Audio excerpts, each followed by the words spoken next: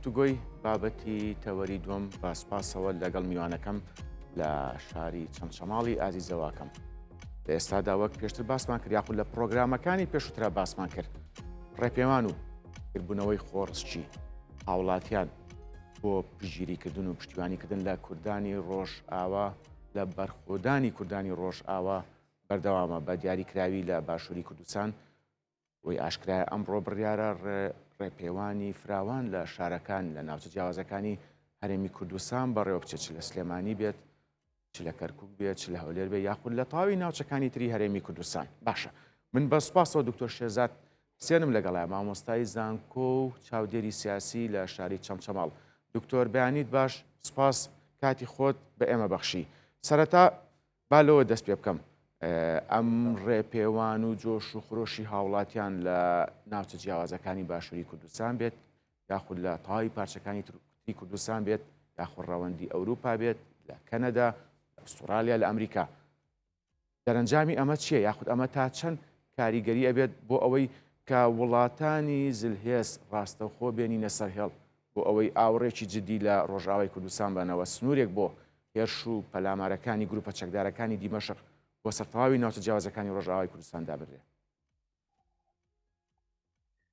سڵاو ڕێز بۆ بینێرانی کورسات، بۆ ستافی کورسات و بۆ هەموو ئەو پەیامێر و ڕۆژنامە نووسە ئازایەنەی کە لە ڕۆژاوایی کوردستانەوە هەواڵ و زانیاریەکانە گوازنەوە بۆ میدیا و بۆ ڕاگەیاندنە جوانەکان بۆ ڕاگەیاندنی کوردی و ڕاگەیاندنی جیهانی. لێرەوە سڵاو ڕێزم بۆ ڕۆژاوای کوردستان، بۆ باشووری کوردستان، بۆ ڕۆژهەڵات، بۆ باکووری کوردستان، بۆ تاک بە تاک لە منداڵێکی ساوا، لە منداڵێک کە مەمەکەی لە دەمدایە تاوەکو پیرێک کە بە گۆچانەکەی و تاوەکو دایە پیرەیەک کە پارەی نێو جزدانەکەی و پارەی نێو ماڵەکەی کە لە نێو فەقیانەکەیدا هەڵی گرتووە دەیهێنێت بۆ کۆمەک و هاوکاری وەک پشتیوانی بۆ ڕۆژاوە. حەزەکەم لێرەوە ڕوونکردنەوەی زیاتر بدەین لەسەر ئەوەی کاریگەریەکانی خۆپیشاندان و ئایا بۆچی ئەم جۆش و خۆرۆشە گشتیە یا بۆ ئەم جۆرە لە یەکدەستی و یەک هەڵوێستی و یەکێتیمان هەیە لە نێوان تاکەکانی کورددا دروست بووە، چ لە ئەوروپا و چ لە ئەمریکا، چ لە تەواوی دنیا و چ لە باشووری کوردستان. خاڵی یەکەم بۆ ئەو زوڵمە دێت بەرامبەر مرۆڤایەتی کراوە. خاڵی یەکەم بۆ ئەوە دێت کە مرۆڤ چەوسێنراوەتەوە. خاڵی یەکەم بۆ ئەوە دێت کە مرۆڤ لە مەترسیدایە. خاڵی دووەم ئەوەیە کە نەتەوەیەک وەک نەتەوەی کورد کە بێکەس بێپشت لە نێو دنیای و لە نێو سەر زەویدا یەک کەس نەما، یەک سیاسی، یەک دەوڵەت، یەک چیانی سیاسی سربەخۆ نەما کە ئازادانە لە نەتەوەیە گرتوەکان پشتگیری لەم نەتەوەیە بکە. خاڵی سێمیان کە دوای خاڵی نەتەوە خاڵێکی گشتگیری ئاینی پیرۆزی ئیسلامە کە مرۆڤایەکانی ئێمە لە ئاینەکەیان داهاتووە هەر کاتێ برایەکیان، هەر کاتێک کەسێکیان، هەر کاتێ هاوڕێیەکیان بکەوێتە تەنگەژەوە وەک لە پێشوودا بینیمان لە کوردستانەوە هاوکاری وڵاتێکی وەکو غەزە کرا کە بە نەتەوە عەرەب بوون. هەروەها هاوکاری وڵاتی ئێران کرا لە کاتی بوومەلەرزەکاندا. ئەمە یەکێکە لەو سێ سیفاتە جوانەی کە لە نەتەوەی کووردا هەیە و بە تایبەتیش ئێستا لە باشووردا ئێمە ئەو هەستا لە میدیاکانی شائبینین کە میدیا هەمە شەشنەکان وەک یەک دەستی وەک پەنجەکانی یەک دەست هەواڵەکان ئەگوازنەوە. من چەند دڵم خۆشە لە میدیای کورساتەوە ئەڵێت ئەگەر لە هەولێری ئەتوانی هاوکاریەکانت بگەینی بە کەناڵی ڕوودا و لە کەناڵی ڕوودا و ئەڵێ ئەگەر لە سلێمانیت ئەتوانی هاوکاریەکانت بگەینی بە کەناڵی کورسات. ئەمە یەک دەستی وەک هەڵوێستیە دڵنیا بە کاریگەریەکی گەورەی دروست کردووە. کاریگەریەکانی خۆپیشاندان ئێمە ئەنجامەکانە بینین و ئەنجامەکانیش لەم چەند ڕۆژەدا دەرکەوتووە. بەڵێ کەواتە دکتۆر ئەم یەک دەنجە ئەم یەک ریزی کوردە تا چەند کاریگەریە بێ بۆی وڵاتانی زلهێز بە شێوکی ڕاستەخۆ بینە سەرهێڵ یاخود لەسەر ئاستی نێودەوڵەتی کاریگەری هەبێت دکتۆر؟ بەڵێ فەرموو. بەڵێ ئێمە ئەو بیرکردنە کۆنەپەرستیەی کە پێشتر بەرامبەر کورد کراوە یەکێ لەو بنەمایانەی کە لەو دەوڵەتانی کە کورتیە چەوسێنراوەتەوە و دابش کراوە لە دوای شەڕی چاڵدێران و لە دوای نەمانی دەوڵەتی عوسمانی و دروستبوونی حکوومەتەکان لە ساڵی 20ەکانەوە بە تایبەتی لە عێراق و سووریا و ئەردەن و هەروەها ئەو وڵاتانی کە لە دوای سایکس بیکۆدا بەشەکرێن ئەم وڵاتانە وڵاتی کوردی بوون. ئەم وڵاتانە ئەو کاتە میرنشینەکان سەر بە ئیماراتێک بۆ پێوتراوە ئیماراتی عوسمانی، واتە دوای ساڵی 1920 لەسەر ئەساسی ئیستیعمارەکان دابشکراوە. ئەمە مێژوویەکی زۆر دووری نییە، ئەمە 100 ساڵێکە گەڕێتەوە بۆ 100 ساڵێک و ئێستش تورکەکان یا بڵێ دەوڵەتی عوسمانی مووسڵ و کۆمەڵی و شارەکانی تر تا ئەگاتە نێوەندی عێراق بە هەر دەوڵەتی عوسمانی ئەزانێت، ڕیاض و جەددە بە عوسمانەکان ئەزانێت. ئەلێرەیە سێ لێکدانەوە هەیە. یەکەمیان ڕێڕەوی داودەکە دەوڵەتی ئیسرائیل تاوەکو لێواری فرات بە دەوڵەتی خۆی ئەزانێ. هەروە سەفەویەکان کە ئێستا هیلالی شیعیە تاوەکو ئەگاتە لوبنان و تا ئەگاتە سووریا و تا سوڕێتەوە بۆ وڵاتی یەمەن هەموو بە دەوڵەتی خۆی ئەزانێ. لێکدانی ئەم سێ ئیماراتە یا ئەم سێ بیرۆکە سیاسیە قمبەلەباران و بۆمباران و گرفتە گەورەکە بەسەر ماڵی کووردا شکاوەتەوە. ئەمەیە ڕچە سیاسیەکەی کە بۆچی ئێمە بەردەوام لە تەنگەژەی سیاسی و لە ڕچەشکێنی و ئەوەیە بووین بەردەوام لەوەیە بووین کە لە ناو برین. ئەمە یەکێکە لەو گرفتانە. ئێمە چۆن دەنگمان بگەینین بە میدیای دەرەوە تەنگمان بگەینین بە کاریگەریەکان لە نێوەندە دەوڵەتەکانە. ئەو وڵاتانی کە هەن بە تایبەتی ئەوروپا و ئەمریکا خۆیان بە وڵاتی دیموکراسی ئەزانن، بڕیار چۆن دروستە بێ لە وڵاتانە لە ڕووی یاساییەوە؟ بڕیار لە شەقامەوە دروستە بێ، پەرلەمان لە شەقامەوە دروستە بێت. ئەوان دەنجی هاوڵاتی لەوێ من حەزەکەم ورتر پێتان بڵێم، دەنجی هاوڵاتی ناڕەزایی کە پرۆتێست بە وشەی ناڕەزایی هاتووە، ئەم پرۆتێستە چۆن وەرەگرن؟ دەنگە ناڕەزایەکانی شەقام ئەرکە لەسەر پەرلەمانتار کە بیگەێنێتە نێو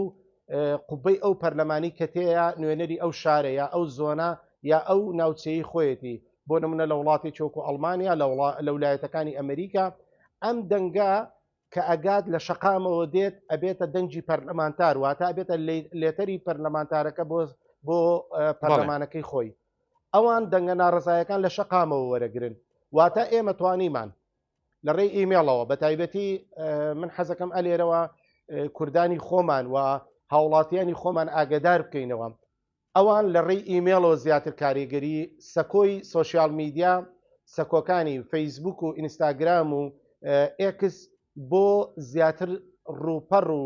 وڵامدانەوە و ڕاگەیاندنی بابەتەکانە، بەڵام بۆ دروستکردنی کاریگەری لە ڕێگەی ئیمێڵەکانەوە بێ. کاتێک ئاگاتە دەستی پەرلەمانتارەکان ئەبێتە بابەتی ڕۆژیان، ئەبێتە بابەتی سیاسیان، چونکە ئەوان بە دوو لاین ئیشەکەن. ئەو حکوومەتانە لاینێکیان بۆ داخلیە واتە ناوخۆی وڵاتەکەی خۆیانە، لاینێکیان سیاسەتی دەرەوەیانە. باشە بۆ نمونە سیاسەتی دەرەوەی سوید لەسەر کوردستان، سیاسەتی دەرەوەی ئەڵمانیا لەسەر کوردستان، سیاسەتی دەرەوەی ئەمریکا لەسەر کوردستان. ئەمانە ئەو لاینە بێت کە ئێستا لینسی گراهام یەکێکە لە سیناتۆرەکان ئیش لەسەر ئەو حاڵەتە بکات. جا بەڵێ دکتۆر، میش ئێستا خەری بۆ پرسیارە لێ بکەم لەسەر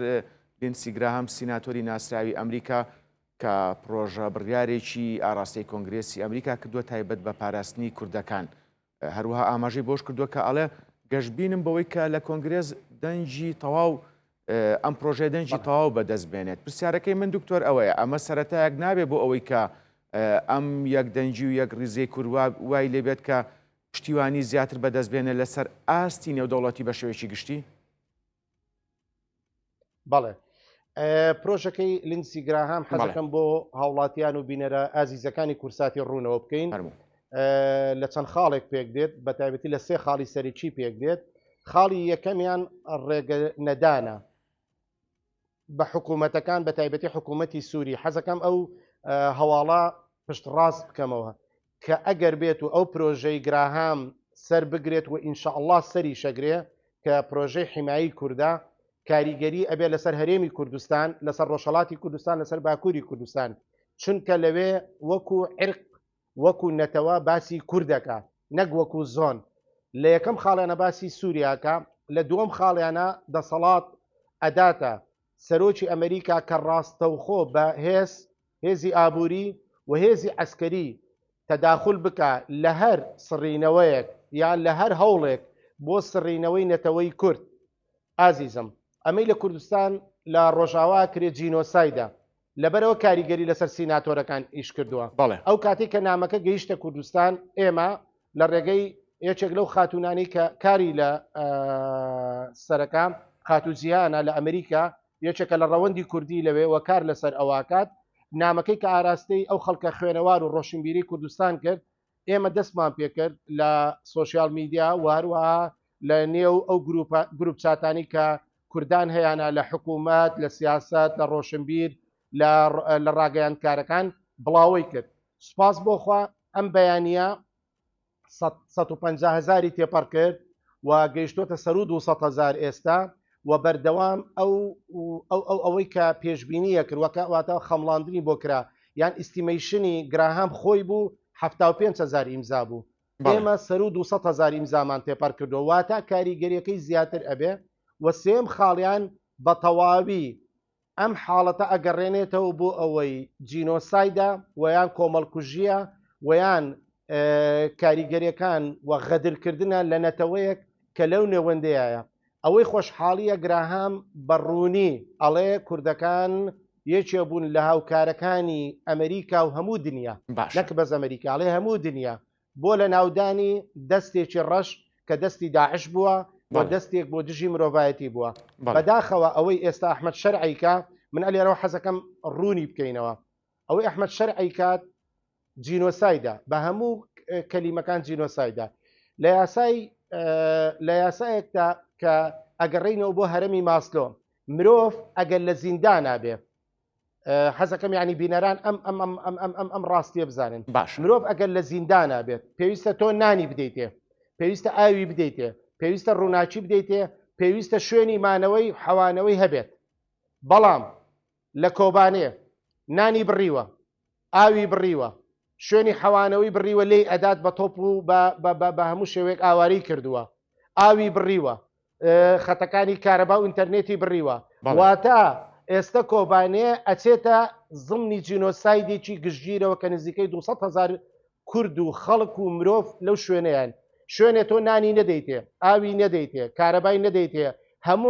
هەموو ئابلوقەیەکی گەورە بخەیتە سەری ئەمە یەکێکە لەوانەیە بەپێی وتەکان و بەپێی ڕیزبەندی کە فەرهاد شامی کردوێتی لەگەڵ ڕوانگەی مافەکانی مرۆڤ لە سووریا تا ئێستا 50 تاوانی جینۆساید لە سووریا ئەنجام درراوە 50 تاوان لەوانە سوکایەتیکردن بە تەرمی جەنگاوەر لە جەنگە ئەگەرم جەنگاوەرە چمێ بێت چنێر واتە کچ بێت کوڕ بێت سوکایەتی پێکراوە ئەتکردنی جەنگاوەرەکان وەکو بڕینی کەزیە و هەروەها